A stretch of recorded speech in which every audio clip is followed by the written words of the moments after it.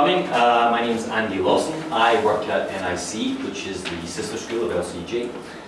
We're a one-year EAP program for students preparing to study overseas. We have 6 levels of student, from the high beginner level up to the high advanced level.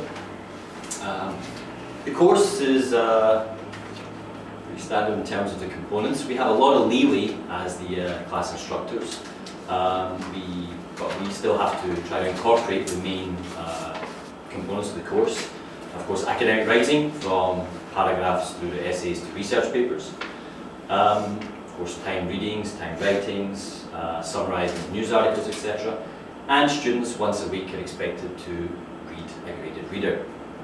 And at this point, I'd like to hear from my co-presenter. This actually works, which it probably won't, because these things don't usually. There you go. I tested it earlier and it doesn't work. It happened before. It works until you try. It was a gimmick, it doesn't really matter. Right? Basically, if I could do an Elmo impersonation, Elmo would say, "Hello everybody, today's presentation is brought to you by the letters E and R. Extensive reading! Elmo loves reading, and Elmo loves you. Bye!" So, gotta work on my own mindset. Of course, we're talking about extensive reading here, but what exactly is extensive reading?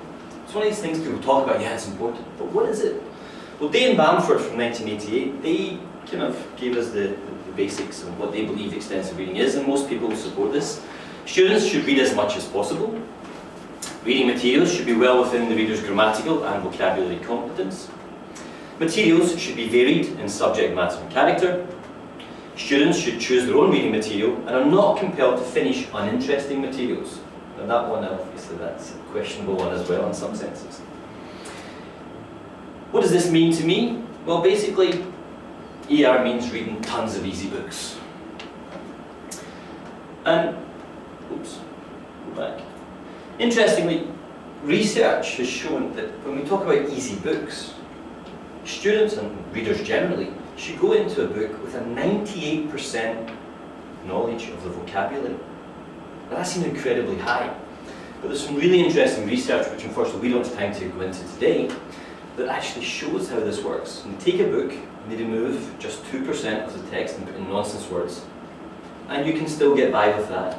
But even when you get to 95%, this is an English text, a basic English text, with 5% of the words changed to nonsense words.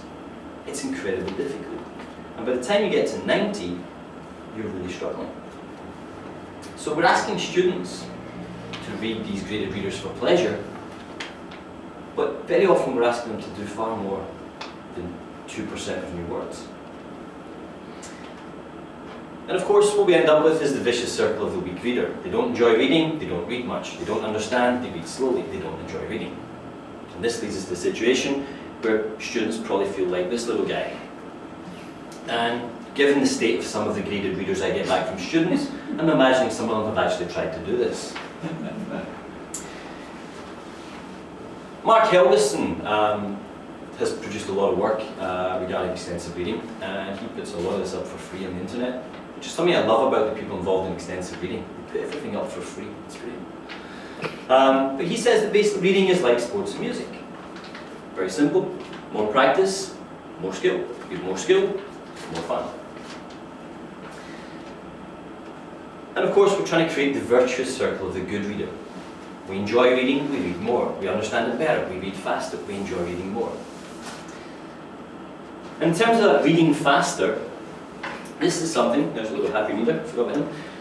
In terms of reading faster, that's something which of course is very important for our students. NIC students will be going overseas within a year, and they'll be studying alongside native speakers ideally, and they're going to be under pressure to read a lot in a foreign language. So we're really hoping that we can improve their enjoyment of reading, but of course that they can start to read faster. It's simply a time management issue.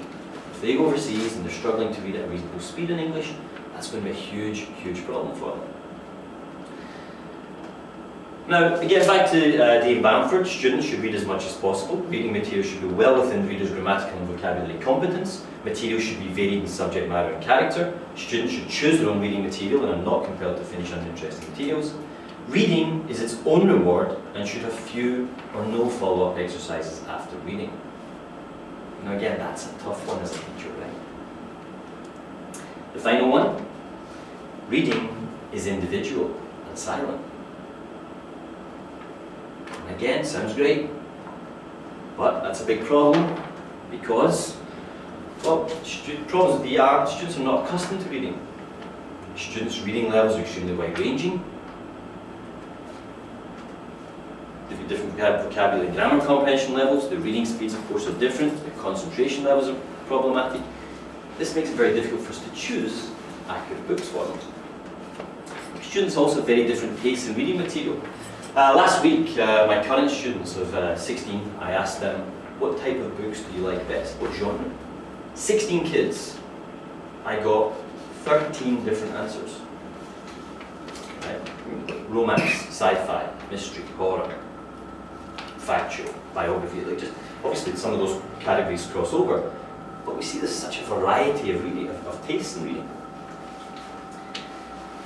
Another issue is that students fail to fully appreciate the value of the task. They have all these different assignments to do, reading the book, yeah. And of course, they prioritise other things. And for the teachers, we find it very difficult to assess the students, leading to the activity becoming either stressful for the students, oh, I've got to do that book, I've got to finish that book, I've got to do the book report, or it's pointless. He doesn't really check, it's okay. And of course, the biggest issue, give them a book, silent reading, students sleep. So, this takes us to where this all began. Last year, from January, third semester, I was given the position of teaching the NIC 3 class for RWD, for Reading, Writing, Discussion class. And the NIC 3 class is essentially third semester, January, 18 students, 21 of them who were registered, and of the 18 students, 14 were from HB, that includes the 3 who never showed up. The HB students, that means they had not progressed. After 2 semesters, they were still in the HB class. That's for a variety of reasons. Health issues, personal issues, but probably most of all, motivational issues. So these kids, after 2 semesters, they haven't moved. And by the end of the second semester especially, motivation had really become an issue with these kids. And both the RWD and the NSD teachers complained of this. Oh God, there we go. And I had the pleasure of teaching the class one day, covering it. And I went in at the beginning of the class at 8:30 in the morning. There were 3 students present. This was a class, I think at that time there were maybe 15. There were 3 of them present. By the end of the class, at 11:30, there were 7. More than half the class did not show up. So you can imagine what a lovely, pleasant atmosphere the class had. So I was getting 14 of these students, plus 7 from the LI class, that's the second level class.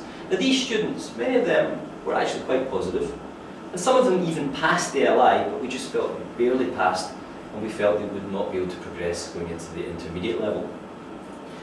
So I had 21 students, 3 didn't show up, 18 kids. And I was fortunate in the sense that the 7 from LI, most of them were actually quite positive. And I had taught them in their NSD class, their note-taking speech discussion class, during the second semester. So these students were comfortable with me. They understood that I'd put a lot of pressure on them to be active. And so that was my chance to use them to help energize the classroom. And coincidentally, our textbook for the component was called Active, and that was our mantra for the semester. Okay, we're going to be active in this class. And we put lots of energy in, and things were going pretty well. But I knew the graded readers were going to be a problem, because I actually knew for a fact that many of the kids in HB had never finished one single graded reader. And this is where Kickstarter came in. Does anyone know what Kickstarter is? Anyone heard of Kickstarter? Yes, of course. Right. It's on a motorcycle on the side. They have a button to start. In the old days, when I'm I a was your Kickstarter age, addict. I love Kickstarter. Crowdfunding, basically, right? And I've bought all kinds of crazy stuff on Kickstarter. I bought a solar powered tent. I've bought a thing that makes my iPod vibrate so I can feel the music more. I bought my little water cup here that folds up. I bought all kinds of stuff.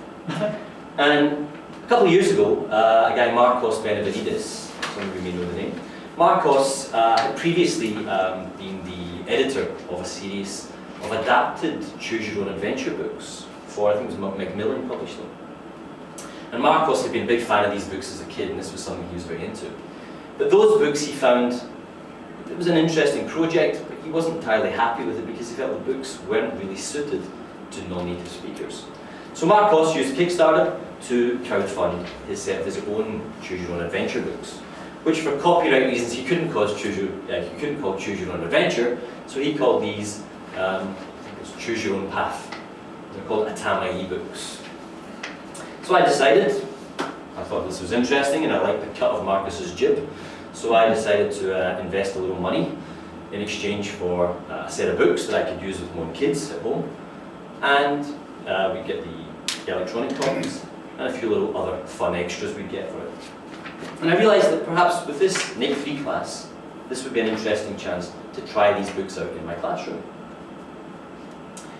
And the books had, in the first couple of years, they've had very good press, they've won a lot of awards and things, so I thought, okay, that justifies using them.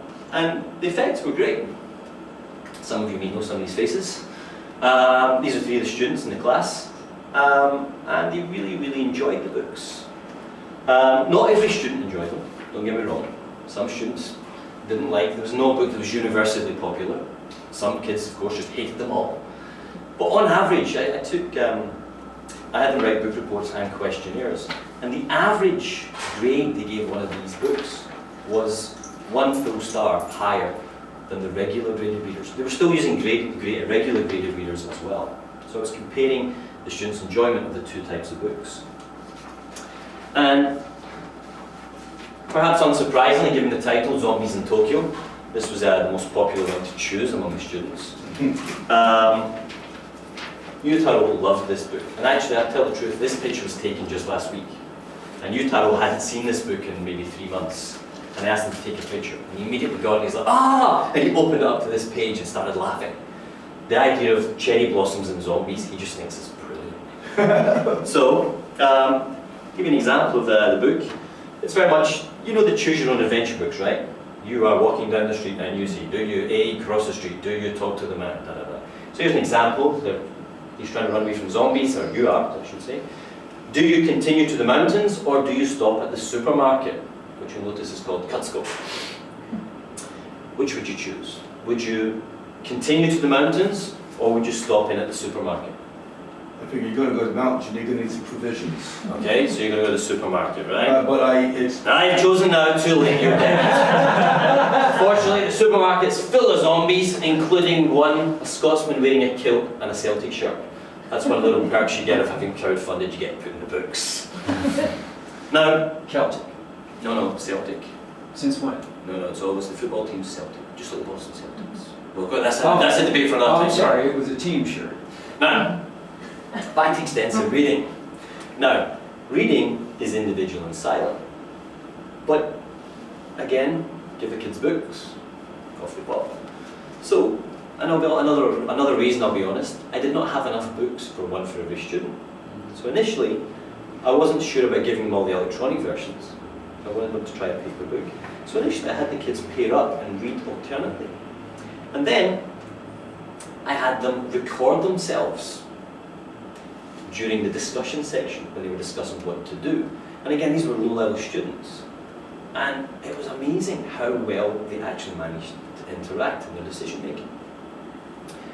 And another one of the books, Tornado Alley.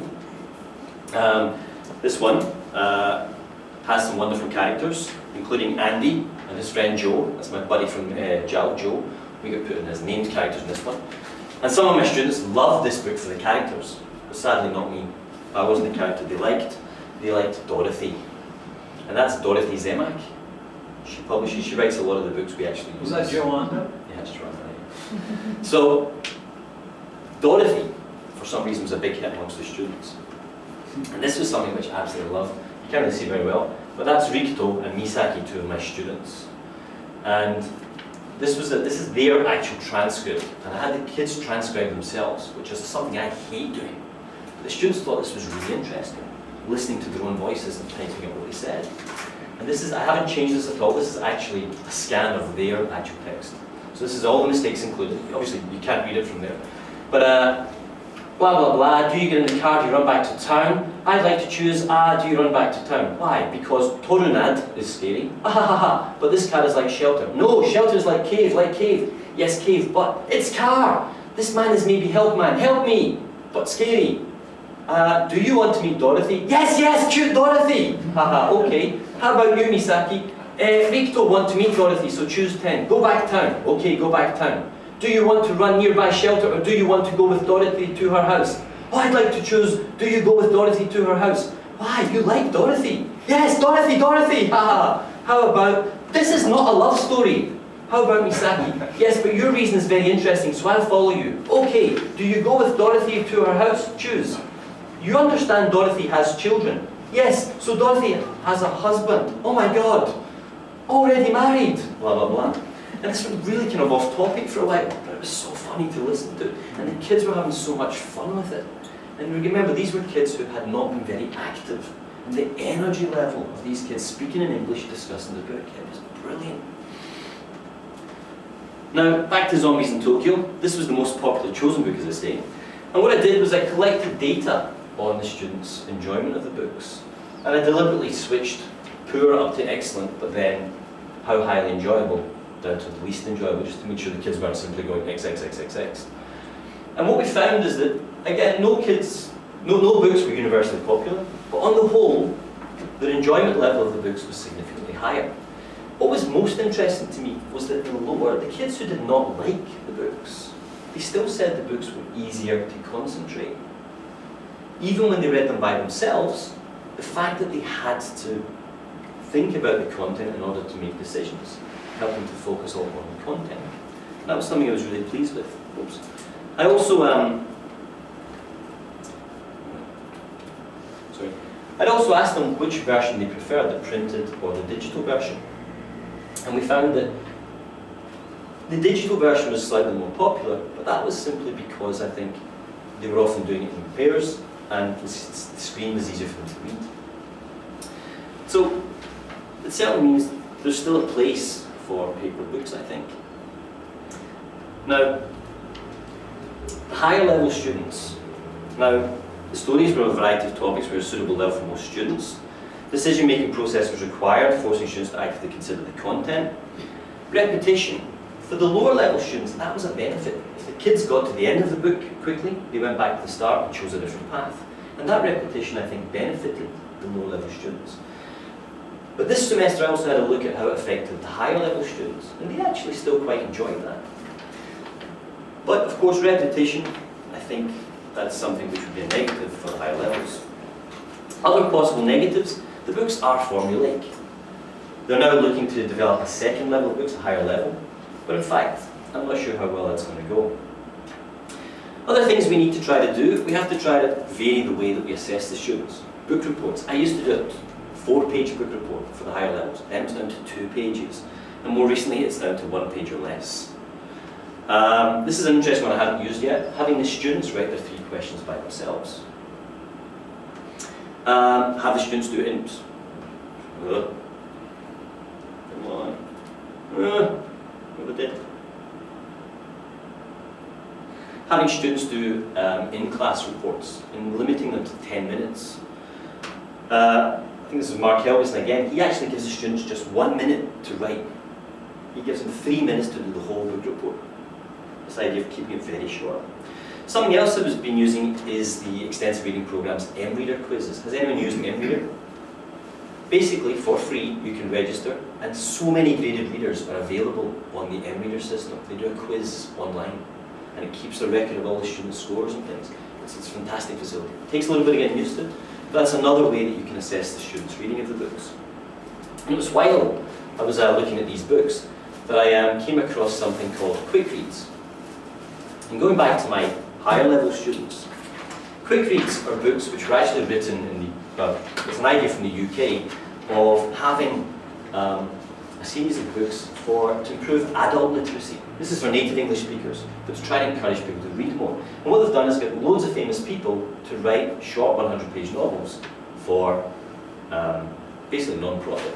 And you can see some of the people involved, Roddy Doyle, John Boyne, Chris Ryan, James Patterson. So these are all What the are these best called? psychographers. Pardon? Sorry, what are these called? Quick reads. Quick. And again, the students' reaction to these was excellent. I put a load of books on the table and let the students choose. And the thing that surprised me most about this was when I put the books down, the sound of kawaii!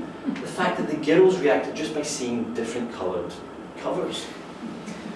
And again, I'm running out of time, but I was happy to see that some kids still chose classics like Wuthering Heights. That's, I think, a good thing. Quick conclusions, we need a wide range of books. Classic, modern fiction, sci-fi, romance, mystery, non-fiction, choose your own adventure. We need to consider a variety of formats. I think there's still a future for print. Some students much prefer print books still. We need to offer easy enough books. We need to vary assessment format. And of course, never underestimate the power of a pretty cover. That's it guys, I'm afraid I'm out of time. Thank you. Right.